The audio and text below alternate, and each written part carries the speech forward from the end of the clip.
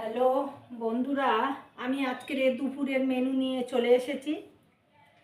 হ্যাঁ, দুপুরের মেনু নিয়ে চলে এসেছি। দেখো, এই ভাত, লঙ্কা আর এই জল দিলাম, আর এই একটু চচ্চড়ি করেছি, সব রকম সবজি দিয়ে একটু চচ্চড়ি করেছি।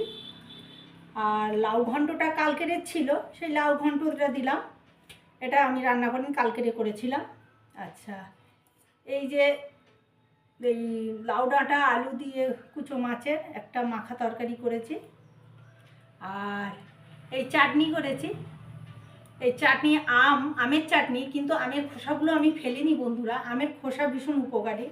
আমের খোসা যদি এইভাবে খাওয়া যায়, অনেক সময় আমাশা কমে যায়। যাদের দীর্ঘদিনে আমাশা আছে, তাদের আমের যদি খোসাগুলো যদি এইভাবে না ফেলে খায়, তাহলে এক সময় না এক সময় এই আমাশাটা সেরে যায়।